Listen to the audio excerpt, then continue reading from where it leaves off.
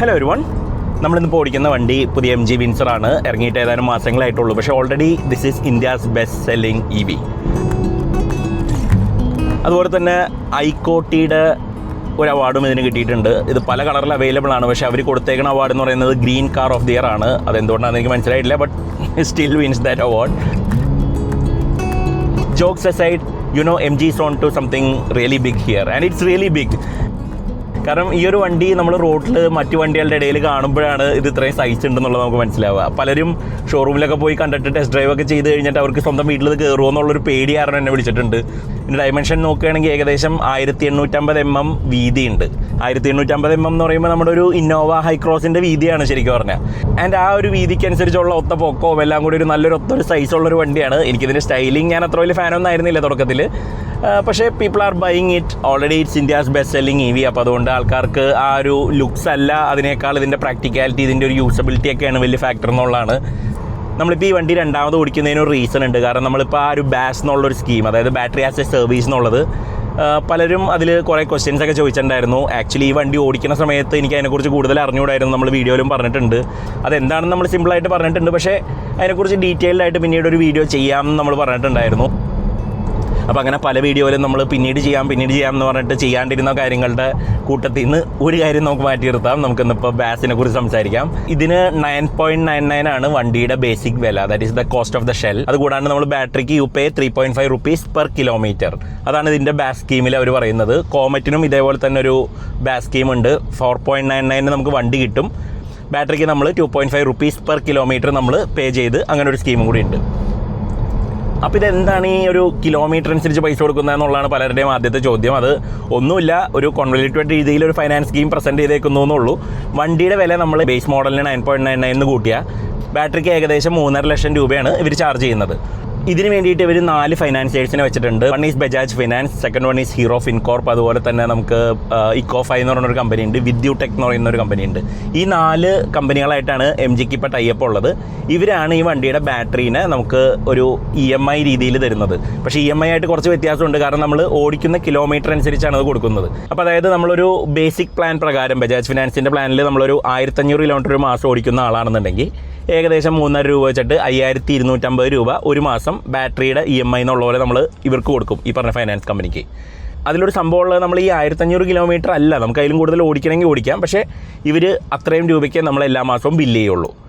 ഇതിന് നമ്മൾ രണ്ടാമത് പറഞ്ഞ കമ്പനികൾ ഹീറോ ഫിൻകോർപ്പും ഇക്കോഫൈ ഒക്കെ ആണെങ്കിൽ നമ്മൾ ഓടിക്കുന്ന എക്സ്ട്രാ കിലോമീറ്ററിനും കൂടി അവർ നമ്മളെ ബില്ല് ചെയ്യും. ഇതിൽ ലാസ്റ്റ് പറഞ്ഞ കമ്പനി വിദ്യുടെക്കിൻ്റെ സ്കീമാണ് എനിക്ക് സത്യം പറഞ്ഞാൽ ഇഷ്ടപ്പെട്ടത്. കാരണം നമ്മൾ ഓടിക്കുന്നില്ലെങ്കിൽ നമ്മൾ ഒരു പൈസ പോലും ഇവർക്ക് കൊടുക്കണ്ട, അവർ നമ്മൾ ബില്ല് ചെയ്യുക പോലും ഇല്ല. അപ്പോൾ നമ്മൾ 0 കിലോമീറ്ററാണ് ഓടിച്ചതെന്നുണ്ടെങ്കിൽ നമുക്ക് ബില്ലേ വരില്ല ആ മാസം. 10 കിലോമീറ്റർ ആണെങ്കിൽ 35 രൂപയുടെ ബില്ല് വരും. 100 കിലോമീറ്റർ ആണെങ്കിൽ 350 രൂപയുടെ ബില്ല് വരും. അപ്പോൾ ഇതിനൊരു ക്യാച്ച് എന്ന് പറഞ്ഞിട്ടുണ്ടെങ്കിൽ ആ ലോൺ അടഞ്ഞ് തീരാനായിട്ട് അത്രയും കാലം എടുക്കും. നമ്മൾ ആ 3.5 ലക്ഷം രൂപ പേയ്മെൻറ്റ് ഔട്ട്സ്റ്റാൻഡിങ് ഉള്ളത് ബജാജ് ഫിനാൻസിൻ്റെ സ്കീമാണെങ്കിൽ ഒരു ഏകദേശം 8 കൊല്ലത്തിൻ്റെ ഉള്ളിൽ അടച്ചു തീരും. ഇത് നമ്മൾ ഓടിക്കുന്നില്ല എന്നുണ്ടെങ്കിൽ ആ ലോണിൻ്റെ അടവ് അത്രയും പെൻഡിങ് കിടക്കുന്നുണ്ടാവും, ബാറ്ററിയിൽ ഔട്ട്സ്റ്റാൻഡിങ് ഇത്രയും എമൗണ്ട് ഉണ്ടാവും. ഇവൻച്വലി നമ്മൾ ആ ലോൺ നമ്മൾ തന്നെ കയ്യിൽ നിന്ന് പൈസ ഇട്ടിട്ട് പിന്നീട് ക്ലോസ് ചെയ്യേണ്ടി വരും. അല്ലെങ്കിൽ നമ്മൾ വണ്ടി വിൽക്കാൻ നേരത്ത് നമ്മൾ മേടിക്കാൻ വരുന്ന ആളോട് പറയും, ഞാൻ ഇത്ര രൂപയ്ക്കാണ് വണ്ടി മേടിച്ചത്, ഇത്രയും രൂപയും കൂടി എനിക്ക് അടയ്ക്കാനുണ്ട്. അപ്പോൾ ഒന്നുകിൽ ചേട്ടൻ ആ ബാസ് സ്കീമിൽ കണ്ടിന്യൂ ചെയ്യാം, അല്ലെങ്കിൽ നമുക്ക് ഇത് ഞാൻ ക്ലോസ് ചെയ്തിട്ട് തരാം, ബാക്കി ഉള്ള എമൗണ്ട് എനിക്ക് തന്നാൽ മതി എന്ന് പറഞ്ഞിട്ട് നമ്മൾ അങ്ങനെയാണത് സെറ്റിൽ ചെയ്യുക. അപ്പോൾ നിങ്ങൾ ചോദിക്കും, ഈ ഫൈനാൻസ് കമ്പനി ഇതെങ്ങനെ അറിയാം ഞാൻ എത്ര കിലോമീറ്റർ ഓടിച്ചു എന്നുള്ളത്, അല്ലെങ്കിൽ ഞാൻ വണ്ടി എടുത്തിട്ടില്ല എന്നുള്ളത് അവരെങ്ങനെ പറഞ്ഞ് ബോധ്യപ്പെടുത്തും എന്നുള്ളത്? അതിന് ഈ വണ്ടിയുടെ ഉള്ളിൽ തന്നെ ഒരു ടെലിമാറ്റിക് സിസ്റ്റം ഉണ്ട്. ഈ ഓടിക്കുന്ന കിലോമീറ്റർ ഒരു മാസം എത്രയാണെന്നുള്ളത് ഈ കമ്പനീനെ അവർ അറിയിക്കും. അതനുസരിച്ചിട്ടാണ് അവർ നമ്മളെ എല്ലാ മാസവും ബില്ല് ചെയ്യുക. നമ്മൾ പണ്ട് ഫോണിൻ്റെ ഒക്കെ യൂസേജ് അനുസരിച്ച് നമുക്ക് ബില്ല് വന്നിരുന്ന പോലത്തെ ഒരു സിസ്റ്റം തന്നെയാണ്. വണ്ടി ആ കമ്പനീനോട് പറയും, മുതലാളി എന്നെ ഈ മാസം ഇത്ര കിലോമീറ്ററാണ് ഓടിച്ചേക്കുന്നത്, അതിനനുസരിച്ചുള്ള ബില്ല് പുള്ളിക്ക് അയച്ചോ എന്ന് പറയും. അങ്ങനെ നമ്മൾ ആ ഒരു എമൗണ്ട് കൊടുക്കുന്നു. ആൻഡ് അതിനനുസരിച്ച് നമ്മുടെ ലോൺ എത്ര ടെന്യൂർ ആണെന്നുള്ളത് കുറഞ്ഞു വരും. ഇപ്പോൾ നമ്മൾ കൂടുതൽ ഓടിക്കുന്ന ഒരു ആളാണെന്നുണ്ടെങ്കിൽ നമുക്ക് ആ ഇക്കോഫൈയുടെ ഒക്കെ പ്ലാൻ എടുത്തു കഴിഞ്ഞാൽ അതിൽ 5.8 rupees per kilometer ഒക്കെ അവർ ചാർജ് ചെയ്യുന്നുണ്ട്. അപ്പോൾ അത്രയും പെട്ടെന്ന് നമ്മുടെ ലോൺ അടച്ചു തരും. 3-4 കൊല്ലം കൊണ്ട് അതിൻ്റെ ലോൺ തീർക്കാൻ പറ്റും. പിന്നത്തെ ഒരു ചോദ്യം പലർക്കും ഉള്ളത്, ഞാനിപ്പോൾ ഈ battery as A service select ചെയ്തിട്ട് ഞാൻ ഈ ബാറ്ററിയുടെ കാശ് എല്ലാ മാസം കൊടുക്കേണ്ടത് എന്തെങ്കിലും മുടക്കം വരുത്തി ഞാൻ കൊടുത്തില്ല എന്ന് വയ്ക്കുക, അപ്പോൾ എന്ത് സംഭവിക്കുന്നുള്ളതാണ്. കാരണം വണ്ടി എൻ്റെയാണ്, ഞാൻ വണ്ടിക്ക് ഓൾറെഡി 9.99 കൊടുത്ത് മേടിച്ചാണെന്നുണ്ടെങ്കിൽ അപ്പോൾ അവർക്ക് അവകാശപ്പെട്ട ബാറ്ററി മാത്രമേ അവർക്ക് ഊരിക്കൊണ്ടുപോകാൻ പറ്റുള്ളൂ എന്നുള്ളതാണ്. പക്ഷേ അല്ല, അതിലൊരു ക്ലോസ് ഉണ്ട്. അവർ പറയുന്നത് വണ്ടി മുഴുവനായിട്ടാണ് നമ്മൾ എടുത്തുകൊണ്ട് പോകുക, ഷെല്ലും ബാറ്ററിയും അടക്കമാണ്. കാരണം ബാറ്ററി മാത്രം എടുത്തുകൊണ്ട് പോയിട്ട് അവർക്കൊന്നും ചെയ്യാനില്ല, വണ്ടിയും കൂടി ഉണ്ടെങ്കിൽ അതിനൊരു വാല്യൂ ഉള്ളൂ. അപ്പോൾ അവരത് സീസ് ചെയ്ത് കൊണ്ടുപോയിട്ട് വിറ്റിട്ട് നമുക്ക് എത്ര രൂപയാണെന്ന് വെച്ചാൽ നമ്മുടെ ഇക്വലൻ്റ് നമുക്ക് തരും എന്നാണ് അവർ പറയുന്നത്.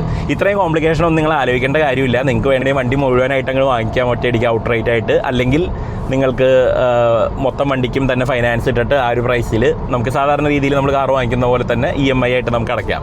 ഈ ബാസ് സ്കീമിൻ്റെ ഒരു അഡ്വാൻറ്റേജ് എന്ന് പറയുന്നത് നമുക്ക് EMI ബാറ്ററിയും ഉള്ളത് നമ്മൾ ഫിക്സഡ് ആണ്, അല്ലെങ്കിൽ വേരിയബിൾ ആണ്. ഇപ്പോൾ നമ്മൾ ഓടിക്കുന്ന കിലോമീറ്റർ അനുസരിച്ച് പേ ചെയ്യുന്ന പ്ലാൻ ആണെന്നുണ്ടെങ്കിൽ നമുക്ക് EMIയിൽ ചെറിയ മാറ്റം വരുത്തിയിട്ട് നമുക്ക് വേണമെങ്കിൽ അത് വേഗം അടച്ചു തീർക്കാം. നമുക്കിതിന് ഫോർക്ലോഷർ ഉണ്ട്, അതിന് എക്സ്ട്രാ ചാർജ് ഒന്നുമില്ല. 2 years കഴിഞ്ഞിട്ടാണെങ്കിൽ നമുക്ക് ആ ബാറ്ററിക്ക് എത്രയാണ് റിമൈനിങ് എമൗണ്ട് എന്ന് പറഞ്ഞാൽ അത് മാത്രം അടച്ചിട്ട് നമ്മുടെ വണ്ടിയാക്കി മാറ്റാം. അല്ലെങ്കിൽ 2 yearsനുള്ളിലാണെങ്കിൽ ചെറിയൊരു ഇൻട്രസ്റ്റും കൂടി അതിന് ചാർജ് ചെയ്യുന്നുണ്ട്. കോംപ്ലിക്കേറ്റഡ് സ്കീമാണ്, പക്ഷേ the rest of the car is not that complicated. പലർക്കും ഈ ഒരു ടച്ച് സ്ക്രീൻ കുറച്ച് കോംപ്ലിക്കേറ്റഡ് ആണെന്നൊക്കെ പറയും, കാരണം എല്ലാ ഫംഗ്ഷനും ഇതിൻ്റെ അകത്താണ്. നമുക്ക് വേറെ ഫിസിക്കൽ ബട്ടൺസ് ഒന്നും കാര്യമായിട്ടൊന്നുമില്ല പല ഫംഗ്ഷൻസും. ഫോർ എക്സാമ്പിൾ ഇപ്പോൾ നമുക്ക് ഈ ഒരു ബ്ലൈൻഡ് തുറക്കണം എന്നുണ്ടെങ്കിൽ നമ്മൾ ഈ ഒരു ടച്ച് സ്ക്രീനിൻ്റെ അകത്ത് പോയിട്ടൊരു സ്ലൈഡ് ഡൗൺ മെനുവിൽ വേണം അത് ചെയ്യാനായിട്ട്. അതുപോലെ തന്നെ നമ്മൾ സീറ്റിൻ്റെ വെന്റിലേഷൻ വേണമെങ്കിലും അത് ഇതിൻ്റെ അകത്താണ് ആ ഒരു ഫംഗ്ഷൻ ഇൻറ്റഗ്രേറ്റ് ചെയ്തേക്കണം. അങ്ങനെ മിക്കവാറും എല്ലാ ഫംഗ്ഷൻസും ഈ ഒരു ടച്ച് സ്ക്രീനിലാണ്. അത് പലരും കോംപ്ലക്സ് ആണെന്ന് വിചാരിക്കും, പക്ഷേ you get use to that. നമുക്കിപ്പോൾ ടച്ച് സ്ക്രീൻസ് ഒക്കെ യൂസ് ചെയ്ത് നമുക്ക് വളരെ ശീലമാണ്, നമ്മൾ ഫോണിലൊക്കെ യൂസ് ചെയ്യുന്ന പോലെ ഉള്ളൂ. Once you know where it is നമുക്കത് ഈസി ആയിട്ട് നാവിഗേറ്റ് ചെയ്ത് പോകാൻ പറ്റും. ബട്ട് ദെൻ അഗെയിൻ ഫിസിക്കൽ ബട്ടൺസിൻ്റെ ആ ഒരു ടാക്ടൈൽ ഫീലിങ്ങും ആ ഒരു ഈസ് ഓഫ് യൂസ് ഒന്നും ഈ പറഞ്ഞ ടച്ച് സ്ക്രീൻസിനില്ല. I am still a fan of physical buttons. പക്ഷേ അത് മാറ്റി നിർത്തി കഴിഞ്ഞാൽ it's an easy car to live with. നമുക്കിപ്പോൾ ഇവിടെ ഇരുന്ന് കഴിയുമ്പോൾ you have good visibility all round. വലിയ ഗ്ലാസ് ഏരിയയാണ്, നല്ല സീറ്റിംഗ് പൊസിഷനാണ്, നല്ല വൈറ്റ് സീറ്റ്സ് ആണ്. മെറ്റീരിയൽ അത്ര കംഫർട്ടബിൾ ഒന്നല്ല, നമുക്ക് ചെറുതായിട്ട് പുറമൊക്കെ വേർക്കും. വെന്റിലേഷൻ ഫംഗ്ഷൻ ഉള്ളതുകൊണ്ട് വലിയ കുഴപ്പമൊന്നുമില്ല. ബാക്ക് സീറ്റും ഒരു ലോഞ്ചിലെ സോഫയൊക്കെ പോലെയാണ്, നല്ലൊരു സ്പേസ് ഒക്കെ ഉണ്ട് അവിടെ. നമുക്ക് നല്ലപോലെ റിക്ലൈൻ ചെയ്ത് റിലാക്സ് ചെയ്തൊക്കെ ഇരിക്കാൻ പറ്റും. നല്ല ലെഗ് റൂമൊക്കെ ഉണ്ട്. സ്പേസ് ശരിക്കും പറഞ്ഞാൽ അടിപൊളിയാണ്, കാരണം ഇതൊരു ഡെഡിക്കേറ്റഡ് പ്ലാറ്റ്ഫോം ആയതുകൊണ്ട് ഇതിൻ്റെ സ്പേസ് യൂട്ടിലൈസേഷൻ നല്ലതാണ്. റൈഡ് അത്രയ്ക്ക് അങ്ങോട്ട് അടിപൊളിയല്ല, കാരണം നമ്മൾ പലപ്പോഴും മോശം റോഡുകളിൽ, ഇപ്പോൾ ഈ റോഡിലൊന്നും പ്രശ്നമില്ല, പക്ഷേ പലപ്പോഴും അല്ലാത്ത റോഡുകളിലൊക്കെ നമുക്ക് സസ്പെൻഷൻ കുറച്ചൊന്ന് സ്റ്റിഫായിട്ട് നമുക്ക് തോന്നും. പറയുമ്പോൾ വലിയ 18 ഇഞ്ച് വീലും നല്ല ടയറൊക്കെ ഉണ്ട്, പക്ഷേ എന്നാലും നമ്മൾ ഉദ്ദേശിച്ച ആ ഒരു റൈഡ് ക്വാളിറ്റി ഇല്ല. നമുക്ക് ചില സമയത്തൊക്കെ ഇതിൻ്റെ ഒരു സ്റ്റിഫ്നെസ് നമുക്ക് ബാഡ് റോഡ്സിലൊക്കെ ചെറുതായിട്ട് ഫീൽ ചെയ്യും. അത് മാറ്റി നിർത്തി കഴിഞ്ഞാൽ ഇത് ഓടിക്കാൻ വളരെ രസമാണ്. എനിക്കിതിൻ്റെ പെർഫോമൻസ് ഒക്കെ ഇഷ്ടമാണ്. നമുക്ക് സ്പോർട്ട് മോഡ് എടുക്കണമെങ്കിൽ നമ്മൾ ടച്ച് സ്ക്രീനിൽ പോയിട്ട് വെഹിക്കിൾ സെറ്റിങ്സ് എടുത്തിട്ട് ഇവിടെ സ്പോർട്ട് സെലക്ട് ചെയ്യണമെന്നുള്ളൂ. അത് കഴിഞ്ഞ് കഴിഞ്ഞാൽ you can really have fun with it. ഒരുവിധം ഫാസ്റ്റാണ്, റോഡിൽ കാണുന്ന മറ്റു വണ്ടികളിലൊക്കെ നമുക്ക് ക്വിക്കായിട്ടൊക്കെ ഓടിക്കാൻ പറ്റും. It accelerates really smoothly. സ്റ്റിയറിങ്ങും ഗ്രിപ്പൊക്കെ വളരെ നല്ലതാണ്. You can drive it fast if you want. ബ്രേക്സും ഒരുവിധം സ്ട്രോങ് ആണ്, അപ്പോൾ അതുകൊണ്ട് വലിയ കുഴപ്പമില്ല. റേഞ്ച് നമുക്കൊരു 300-320 അടുത്തൊക്കെ സൂക്ഷിച്ച് ഓടിച്ചാൽ കിട്ടും, വലിയ കുഴപ്പമില്ല. 38 kWh ബാറ്ററി പാക്കാണ്. ഇതിൻ്റെ ഒരു 50 kWh ബാറ്ററി പാക്കും കൂടി ഉണ്ട്. ഞാൻ അതാണ് ഇന്ത്യയിൽ വരിക എന്നാണ് ആദ്യം വിചാരിച്ചിരുന്നത്, പക്ഷേ we got the smaller battery pack. കുഴപ്പമില്ല, ഒരു ആവറേജ് സിറ്റിയിൽ ഓടിക്കുന്ന ഒരാൾക്കാണെങ്കിൽ വലിയ പ്രശ്നമൊന്നുമില്ല, കൊണ്ടു നടക്കാൻ പറ്റും. ഇതിലൊരു അട്രാക്ഷൻ എന്ന് പറയുന്നത് ഈ വണ്ടിയുടെ ആദ്യത്തെ ഒരു വർഷത്തേക്ക് നമ്മൾ പബ്ലിക് ചാർജറിൽ പോയി ചാർജ് ചെയ്യുന്നതൊക്കെ MG ആണ് ആ കോസ്റ്റ് ബെയർ ചെയ്യുന്നത്. അപ്പോൾ അതുകൊണ്ട് ഒരു ഫസ്റ്റ് ഇയർ നമുക്കിത് ഡ്രൈവ് ചെയ്യാൻ വേണമെങ്കിൽ ഫ്രീ ആയിട്ട് ഡ്രൈവ് ചെയ്യാം. നമുക്ക് എവിടെയെങ്കിലും പോയിട്ട് ആ MGയുടെ ആപ്പ് ഉപയോഗിച്ചിട്ട് സൈൻ ചെയ്തിട്ടുണ്ടെങ്കിൽ അതിൻ്റെ ചാർജ് ചെയ്യുന്നതിൻ്റെ പൈസ MG കൊടുത്തോളും. അപ്പോൾ ആദ്യത്തെ വർഷം നിങ്ങൾക്ക് റണ്ണിങ് കോസ്റ്റ് ഒന്നുമില്ല. That's A good thing. ഒരു ഡിസ്കൗണ്ട് ആയിട്ട് കൊടുത്തിട്ടുണ്ടെങ്കിൽ ചിലപ്പോൾ ആൾക്കാർക്ക് 50,000 രൂപ ഡിസ്കൗണ്ട് കിട്ടിയെന്ന് വിചാരിക്കുള്ളൂ. ഇപ്പോൾ ഒരു 10-20,000 രൂപയെ താഴെ MGക്ക് ഒരു വർഷം കോസ്റ്റ് വരുന്നുണ്ടാവുള്ളൂ നമ്മൾ ചാർജ് ചെയ്യുമ്പോഴും. പക്ഷേ അത് ഒരു കസ്റ്റമർക്ക് ഉണ്ടാക്കുന്ന ആ ഒരു ഫീലിംഗ് വളരെ വലുതാണ്. അപ്പോൾ അതുകൊണ്ട് പലരും ഓടിക്കാൻ വേണ്ടി 10 പൈസ സ്പെൻഡ് ചെയ്യേണ്ട എന്നുള്ള ആ ഒരു ഫീലിംഗ് ഭയങ്കര സംഭവമായിട്ടാണ് എടുത്തേക്കുന്നത്. So that's A genius move from the marketing department. എനിക്ക് പക്ഷേ ഇഷ്ടപ്പെട്ട സ്കീം ഇതൊന്നുമല്ല. ഈ വണ്ടിയുടെ ബാറ്ററിക്ക് അവർ ലൈഫ് ടൈം വാറണ്ടി കൊടുക്കുന്നുണ്ടെന്നുള്ളതാണ്. അതായത് ഫസ്റ്റ് ഓണർക്ക് അയാളുടെ ലൈഫ് ടൈമിൽ ഈ ബാറ്ററിക്ക് എന്തെങ്കിലും റീപ്ലേസ്മെൻറ്റ് വേണ്ടി വന്നാൽ അതിൻ്റെ സെൽസ് മാറ്റി കൊടുക്കും, അല്ലെങ്കിൽ MG റീപ്ലേസ് ചെയ്ത് കൊടുക്കും ഫ്രീ ഓഫ് കോസ്റ്റ്. അപ്പോൾ നമ്മൾ വീട്ടിൽ ഏറ്റവും പ്രായം കുറഞ്ഞ ആളുടെ പേരിൽ ഈ വണ്ടി വാങ്ങിക്കുക. അപ്പോൾ അയാൾ ഒരു 80 വയസ്സ് വരെ ജീവിച്ചിരിക്കുകയാണെങ്കിൽ അത്രയും കാലം ഈ വണ്ടിക്ക് വാറണ്ടി കിട്ടും. അല്ലെങ്കിൽ വീട്ടിലൊരു ആമയൊക്കെ ഉണ്ടെങ്കിൽ ആമയുടെ പേരിൽ വണ്ടി വാങ്ങിക്കുക. 120 വർഷമൊക്കെ ജീവിച്ചിരിക്കും എന്ന് പറയുന്നുണ്ട്. അപ്പോൾ അതൊക്കെയാണ് MG വിൻസറിൻ്റെ സ്കീമുകളും പ്ലാനുകളൊക്കെ. നിങ്ങൾക്ക് ഈ വീഡിയോ ഇൻഫോർമേറ്റീവ് ആയിരുന്നോ എന്നുള്ളതും, അതുപോലെ തന്നെ ഈ വണ്ടി നിങ്ങൾ ഉദ്ദേശിച്ച സൈസാണോ, കണ്ടപ്പോൾ നിങ്ങൾക്ക് ഇതിൻ്റെ സ്റ്റൈലിംഗ് ഇഷ്ടമായോ എന്നുള്ളതൊക്കെ ഒന്ന് കമൻസിൽ അറിയിക്കുക. നമുക്ക് മറ്റൊരു വീഡിയോ ആയിട്ട് വേറൊരു ദിവസം കാണാം. Thanks for watching.